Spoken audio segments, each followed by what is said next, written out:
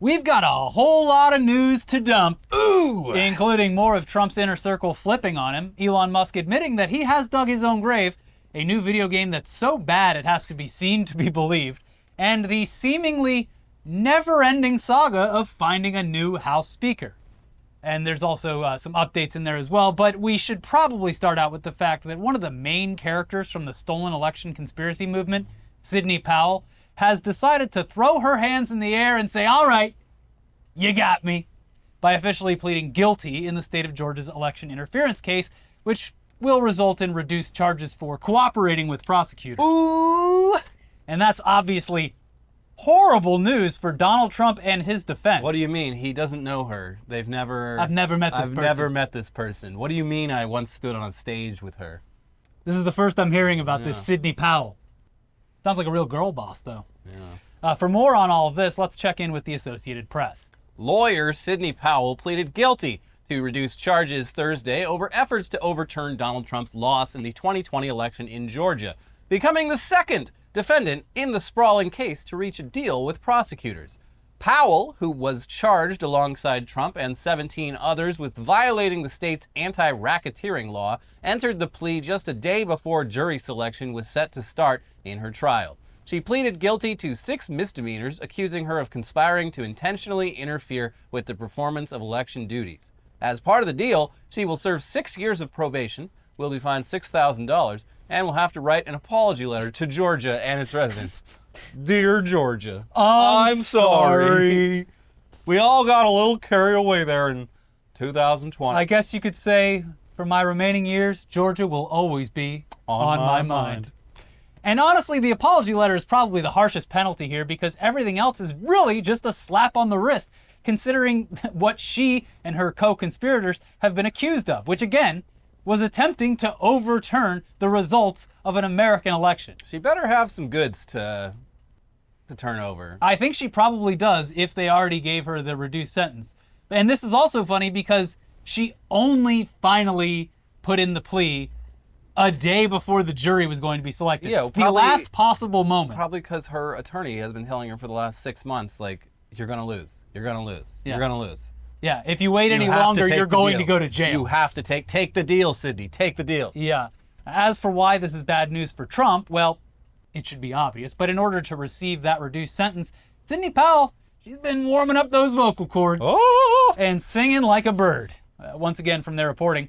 She also recorded a statement for prosecutors and agreed to testify truthfully against her co-defendants at future trials. And folks, that trial will be the trial of the president. The former president. The trial of the century. One of many, but... The plea deal makes Powell the most prominent known person to be working with prosecutors investigating Trump's efforts to overturn the election. Her cooperation in the case and participation in strategy talks threatened to expose the former president and offer insight on what he was saying and doing in the critical period after the election. John Fishwick, a former U.S. attorney for the Western District of Virginia, called Powell's plea a significant win for Fulton County District Attorney Fani Willis. Quote, "This is somebody who was at ground zero of these allegations and a lawyer who is pleading guilty," he said. "This is very significant." Now, not only was Sidney Powell present during the planning phases of this attempt to overthrow an election, but this woman, who just pleaded guilty to 6 counts of conspiracy to commit intentional interference, was dangerously close to having immense authority over election integrity while she was committing the crimes she has now pleaded guilty to. From a Politico article all the way back in December of 2020, simpler times, President Donald Trump escalated his bid to overturn the results of the November 3rd election during a contentious White House meeting on Friday night, telling advisors he wanted to name a special counsel to investigate his loss and pressing for the seizure of voting machines he has falsely suggested were manipulated to rig the outcome against him. In one heated exchange, White House counsel Pat Cipollone and Chief of Staff Mark Meadows pushed back against the idea of tapping Sidney Powell, an attorney who has promoted numerous conspiracy theories about the election, as a special counsel to probe the claims. According to the person familiar with Friday's meeting, the animated gathering featured yelling and screaming, with the lawyers often accusing each other of failing to sufficiently support the president's efforts. Flynn and Powell both said they needed the Trump administration to do more to support their efforts to reverse President-elect Joe Biden's win. Dangerously close to this Yeah. woman being in charge of investigating election fraud. It is interesting, like that period towards the very, very tail end of his presidency, where anyone, the rats were all fleeing the ships, and the people you were left with were just the real bunker freaks. Yeah. And I don't know. It'll be interesting if the GOP, once he's running for president and possibly winning again, it'll be interesting to see if they all just forget about that. Very conveniently. Anyone who had any actual abilities, Yeah. they got off the Trump train long before. Remember when he tried to hire a new attorney general with 2 weeks left in his entire presidency? Yeah, and his closest fans in the government were just like, no, you can't fucking do that. No.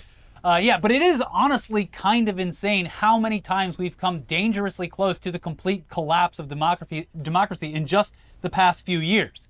And it's even scarier that with all the evidence of corruption, multiple court cases, countless members of his own administration flipping on him or going on the record about his general ineptitude, that Donald Trump is still almost certainly going to be the Republican candidate for the 2024 presidential election. And a hopefully dwindling percentage of our population will actually vote for him. Well, great news. All the polling currently suggests that, as anyone could have predicted, Robert F. Kennedy running as an independent will only siphon votes away from Donald Trump. Yeah, I don't know what the thinking was there. Did they honestly think that he'd be siphoning votes away from Biden? Well, because he's a Kennedy, and has nominally for a long time been a liberal. Mm-hmm. And I mean, I'd say probably the majority of his platforms would put him in the Democrat corner. It's just that the ones he's loudest about are things that every right-wing crank loves. They did do the GOP a little bit of rake stepping because they were the ones who positioned RFK Jr. as a spoiler candidate. Yeah, no, it was a crazy month or so. This is a while back now, several months. But yeah, it was all just right-wing influencers on social media being like, wow, this RFK guy's pretty cool. I'm no liberal, but Democrats should really get behind RFK. They spent money and time pushing this guy to their own followers. Yeah. And now when he announces that he's going to run as an independent, they're like, oh, shit. Yeah, he's going to really take votes funny. from even Hannity was grilling him on his show. So that shows you where the current status of RFK lies. But speaking of the messes that Republicans have made for themselves, we should probably go ahead and check in on that vacant seat for Speaker of the House, because there have already been a few important updates since we filmed our most recent video. When we last spoke about this, just over 24 hours ago, Jim Jordan had lost his second attempt to gain enough votes to make him Speaker of the House. Well, in just the past day or so, things have somehow gone from bad to worse, because a plan was announced early on Thursday that Jim Jordan would bow out of the race for House Speaker, at least temporarily, giving the interim Speaker, Lil Patrick McHenry, with his spinning bow tie and his big, beautiful gavel. And the chair that was apparently too big behind him, clearly demonstrating his stature. Yeah. So he had it removed, allegedly. Chair for scale. Given Patrick McHenry, the temporary Speaker, who had no choice in this matter, really could never have possibly guessed that he would actually be put in this position, because the circumstances of him actually assuming the role are historically just not something that ever happens. You can get a great read on how he feels about this by his first gavel slam. God damn it! Yeah. So, Lil Patrick McHenry, they want to give him the full power of the position of Speaker, despite being unelected to it, and clearly not wanting it. And also, that would set a very, for you would assume, both sides, a bad precedent, because that would open the way for the Speaker of the House just being an unelected thing in the future, because they can just have an interim person, which is how the Trump administration got away with a lot of stuff. Was just these people were never voted in; they were just interim parts of his administration. Interim. Yeah. So yeah, the backlash to this decision, this McHenry decision, was so swift and angry that the plan was quickly scrapped. Closed-door meetings were held throughout the day. There were reports of verbal and almost physical confrontations between members of the Republican Party, and Jordan himself would eventually announce that he's going to just keep on trying. Let's give it another shot. He's going to be going for yet another vote on Friday morning. The humiliation will continue until morale improves. Until the votes improve. And this is in spite of the fact that Jordan appears to have lost even more support in just the past few days. We're confident next vote he's going to lose 5 or 6 more votes. He's going to be going backwards. Got it. Woo! Okay, Yeah. here's more on what went down from the New York Times. House Republicans spent Thursday fighting among themselves in closed-door meetings, trading blame and insults and casting about for a way forward as they failed again to coalesce around a speaker candidate. It was a day of uncertainty and whiplash on Capitol Hill, and the House remained paralyzed as war raged overseas and a government shutdown grew near. Because, reminder, by the way, they stopped the government shutdown, but only temporarily. Yeah. And they really haven't done much since that And temporary... they can't extend. They can't, without a speaker, they need a speaker. A few people got like mad at me in the last video, like, Elliot supports everyone who works for the federal government, dying of hunger, because I said they should just let this ride for like 14 months. I was joking. Well, first of all, this isn't the same kind of problem as defunding the government, which would have government employees not getting paid. This is just they can't find a House Speaker, so they can't govern. Right, but they do need. They need to for the next round. Yes. Right. Yeah. By Thursday evening, Representative Jim Jordan of Ohio, the hard-right Republican nominee for Speaker, appeared no closer to winning the post after meeting with some of the 22 mainstream GOP lawmakers opposed to his candidacy. Nevertheless, Mr. Jordan said he would push for another vote to become Speaker, scheduled for Friday at 10 a.m., even though he was bleeding support and calls were increasing for him to step aside. Quote, he needed to know there is no way forward for his speakership, Representative John Rutherford of Florida, one of the holdouts, told reporters after meeting with Mr. Jordan. Damn. The reporting continues. In the face of unyielding opposition, Mr. Jordan began the day by proposing to hit pause on his candidacy and support a plan being floated by centrist lawmakers in both parties that would temporarily give the interim speaker, Representative Patrick T. McHenry of North Carolina, explicit power to conduct legislative business. That proposal met with furious backlash from rank-and-file Republicans, including many of Mr. Jordan's far-right supporters, who said empowering Mr. McHenry, a stand-in appointed to his post after the ouster of Kevin McCarthy as Speaker, would effectively cede control of the House floor to Democrats and set a bad precedent. Yeah, we haven't set any bad precedents yet. It would be a bad precedent to set some bad precedents. Mm-hmm. Within hours, Mr. Jordan reversed course again and said he would move forward after all with his bid to try to win the post quickly. Inside the meeting in the basement of the Capitol, tempers ran hot as the GOP feuding over the speakership dragged into a 17th day with members airing grievances and lamenting the chaotic state of the chamber. At one point, Mr. McCarthy, the California Republican, lashed out at Representative Matt Gaetz of Florida, the ringleader. He's the ringleader. The ringleader of a small band of hard-right rebels who forced a vote to remove him more than 2 weeks ago and thrust the House into uncharted territory. Quote, I was speaking and Matt Gaetz tried to interrupt. I told him to sit down, and he sat down.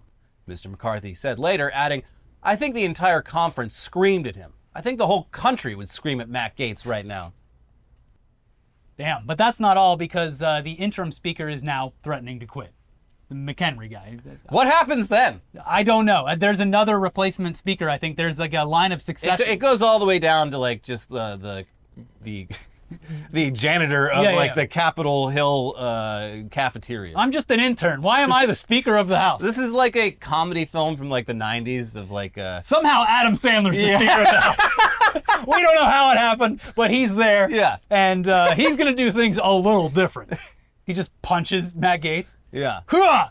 Price is wrong, bitch. But like we said, McHenry is now threatening to quit, somehow making an already chaotic mess even worse.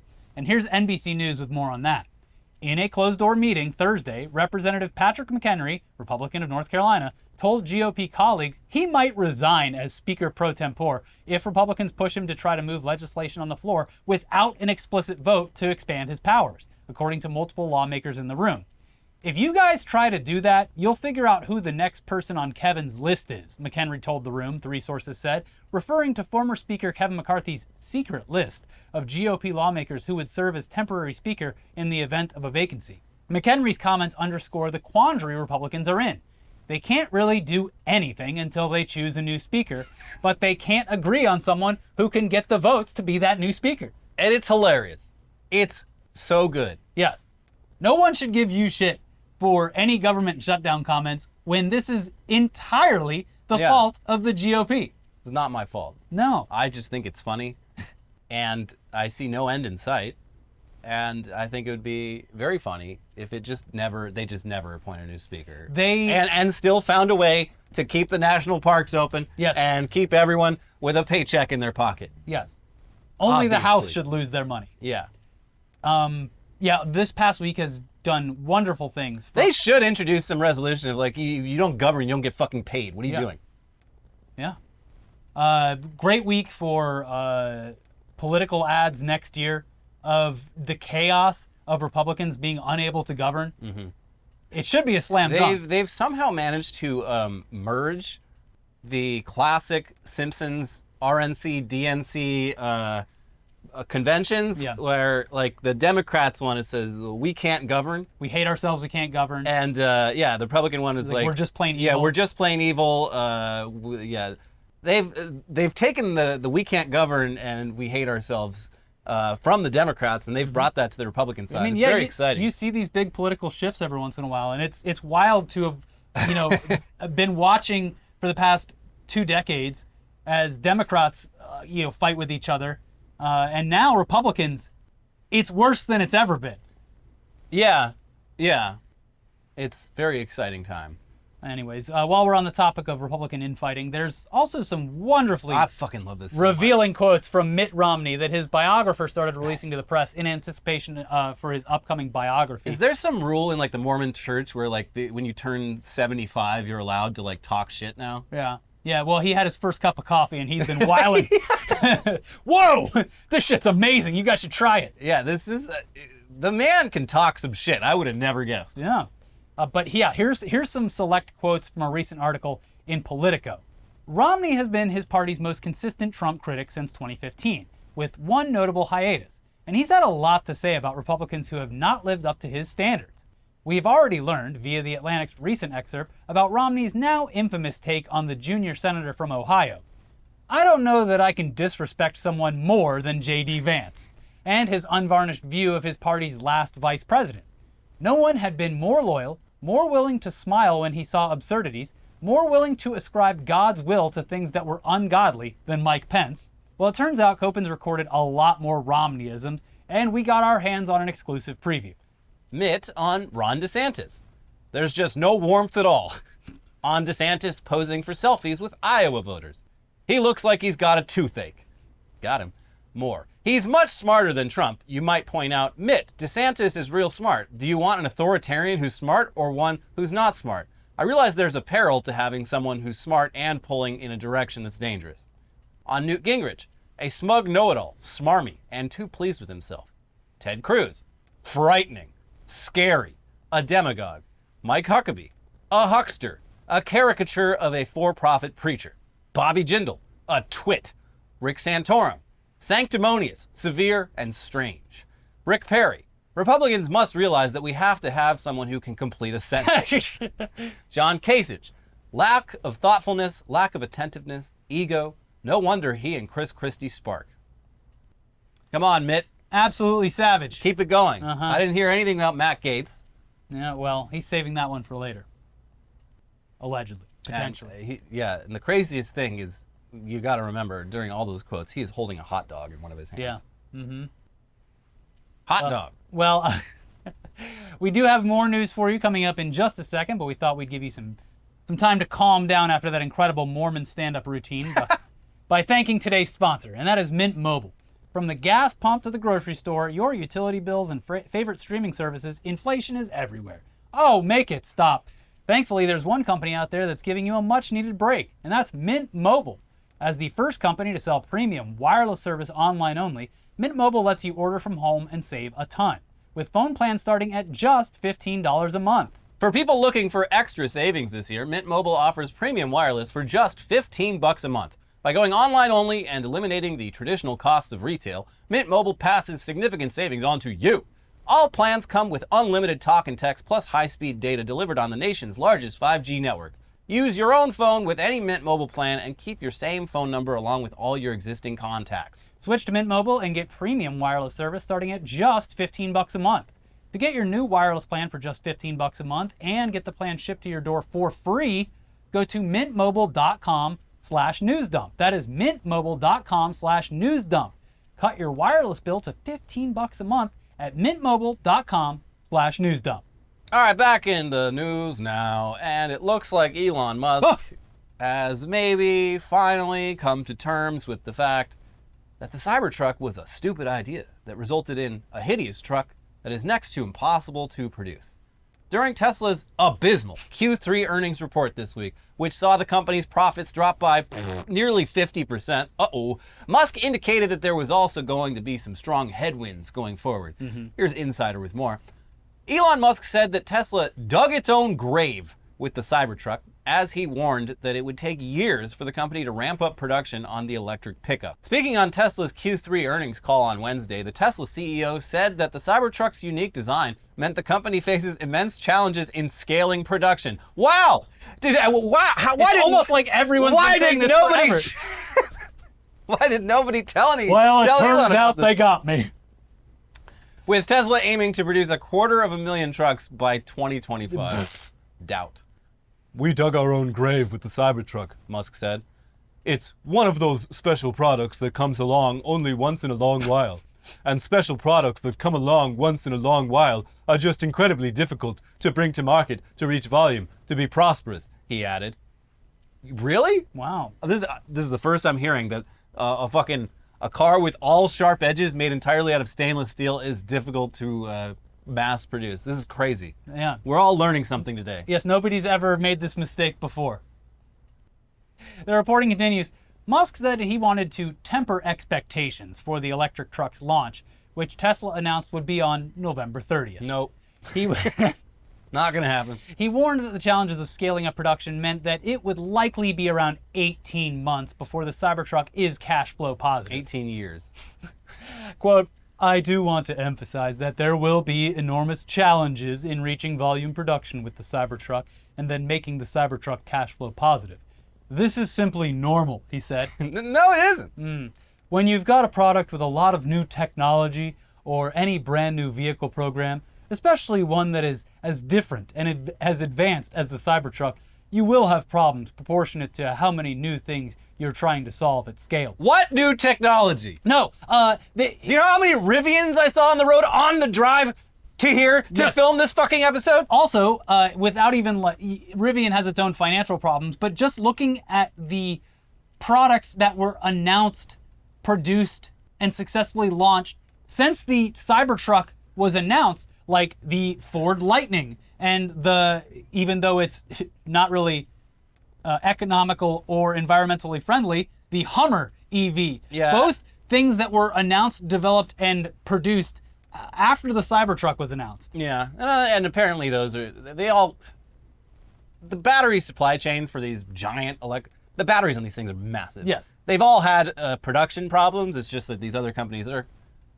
way more diversified, don't have an insane CEO who makes everything about himself, and don't make promises that they have no chance of actually keeping. Yeah. Those are all things that, as a CEO of a car company, you should maybe consider. Well, also the design of those cars isn't incredibly difficult. They're not to perfect. breaking just every basic rule of automotive design. Well, the reporting adds that the launch of the Cybertruck comes at a crucial time for Tesla. Although the company dominates the EV market, its market share has slipped in recent years as competitors like Ford and Rivian expand their operations. The Cybertruck is seen as vital for Tesla to fend off this burgeoning competition. Earlier versions of the pickup seen in the wild have been called out for scratching and finish issues by prospective buyers, as well as being fingerprint magnets because of their stainless steel body. Also, you're going to get burned. Despite this, demand for the Cybertruck is through the roof, according to Musk, who said on Wednesday that over 1 million people have reserved the truck. And like we've said on this show before, just because 1 million people reserved the truck by putting down a minuscule down payment just so they could say, yeah, I got one of these bad boys pre-ordered, does not mean that those 1 million people are going to take delivery on these trucks. I'd imagine a lot of them are using the GameStop as a bank strategy of just storing your money in a safe place with Tesla. So when you need $100, you get your refund. We are coming upon a very interesting time where all of these people who put money down for the pre-order are going to have to make the very easy decision of whether to take delivery on the Cybertruck, which has, I assume, ballooned in price. There's no way he can keep the original quote. It was supposed to be like $40,000 yeah. or something. No. Or they ask for their, what was it, $500? They ask for their $500 back. Yeah. Which, a million people putting up $500 each is going to be quite the hit on Tesla. Yeah. Anyways, that'll be fun times ahead for the big wild predictions of Elon Musk. Very exciting. Anyway, while we're on the topic of Musk, he's almost certainly going to be steaming mad at the news that one of his favorite types of Twitter posters, a far-right influencer focused on subverting democracy by shitposting, has been given a prison sentence for tweets that he sent out during the 2016 presidential election. Yeah. Far before Musk took over the site and turned it into the, free speech, money-making machine utopia that it is today. Uh-huh. Here's the Associated Press with more on this. A right-wing social media influencer was sentenced to 7 months in federal prison on Wednesday for spreading falsehoods via Twitter, now known as X, in an effort to suppress Democratic turnout in the 2016 presidential election.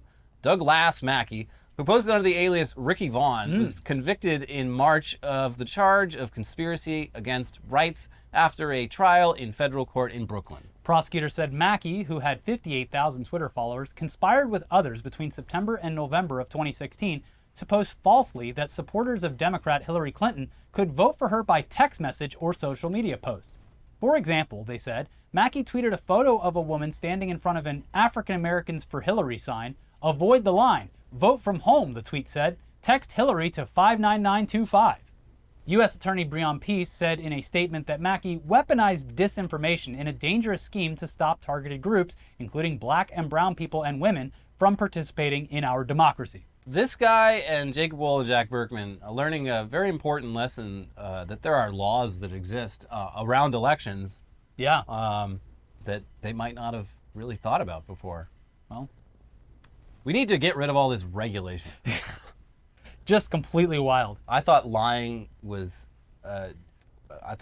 free speech. I'm sorry, lying is just my opinion. Apparently there are laws against lying. What the hell's going on? Mm-hmm. But let's leave the politics behind for now because gamers, it's been a while, but we have some gaming news for you. Yeah. And it's your favorite type of gaming news. The kind where we all get to make fun of the entire industry for creating something so foul, so awful, so hilariously bad that there's really no excuse for its very existence. They could have just trashed the project, taken the L, and said, you know what? This is bad. Well, much like with that Gollum game, IP ain't free. So, gotta put something out. Folks, feast your eyes on what almost certainly is the worst new release of 2023, even worse than Gollum. Skull Island, Rise of Kong, which is described as an exhilarating third-person action-adventure game that lets you become Kong on a journey of vengeance as you fight to claim your rightful place as the king of Skull Island. Well, it sounds pretty cool. Sounds like excited. A fun game. Yeah. I get to be King Kong? Finally. Do I get to climb the Empire State Building? Can I pull a woman out? No, you pull out Steve Zahn and you eat him. With that summary in mind, please take a look at this incredible in-game footage.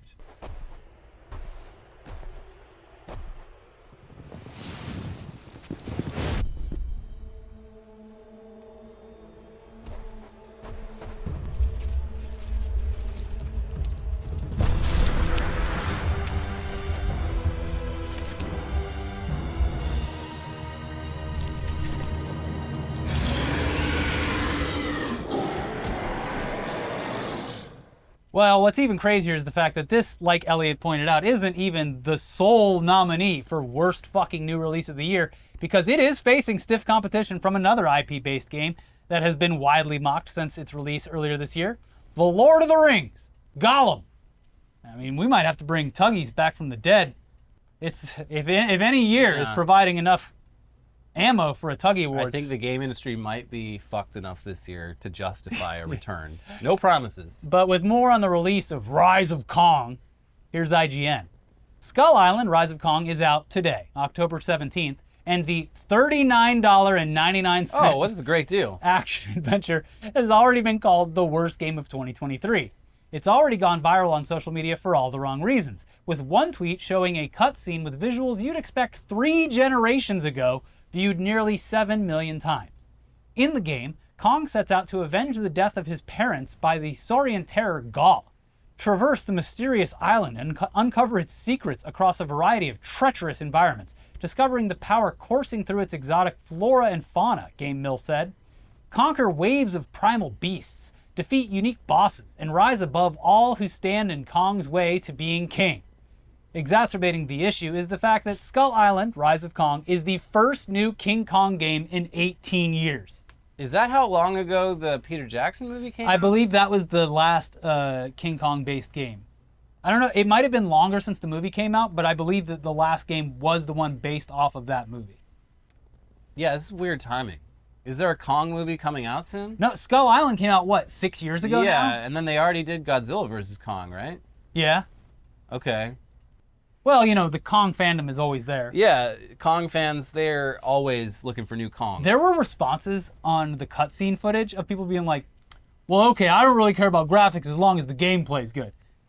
These types of Kong freaks are out there. They do exist. Good for them. Yeah, I mean, he's a giant gorilla. What's not to love? true. And finally today, since we covered some gaming news, we should probably cover some entertainment news.